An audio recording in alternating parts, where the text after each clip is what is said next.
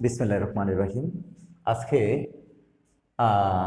আমাদের বর্তমানে যে 38তম বিসিএস এ একটা প্রশ্ন আসছিল, মূলত সেই প্রশ্নটা আজকে তোমাদের সামনে সলভ করবো ইনশাল্লাহ।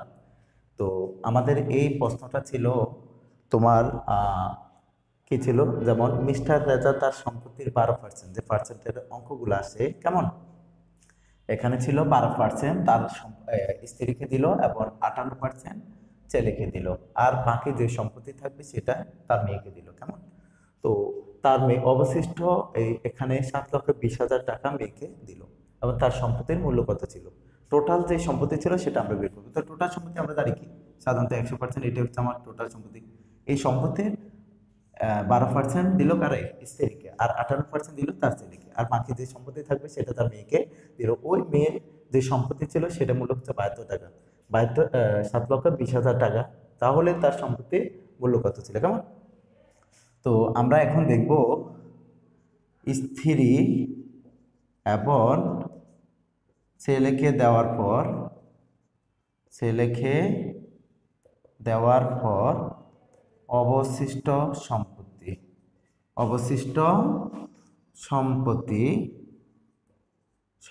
আচ্ছা, অবশিষ্ট সম্পত্তি হচ্ছে টোটাল। যদি আমি 100% লিখি, তো টোটাল 100% থেকে স্ত্রীকে দিল 12%, আর কাকে দিল, আর ছেলেকে দিল 58% কেমন।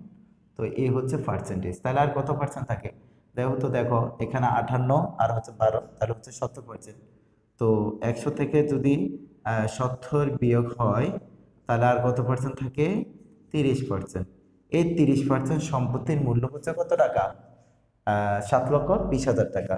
তো আমরা লিখবো 30% সম্পত্তির মূল্য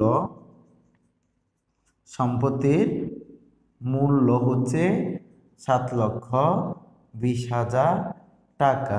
তাহলে 1% সম্পত্তির মূল্য কত, 1% সম্পত্তির মূল্য হচ্ছে 7,20,000 ভাগ হচ্ছে 30%।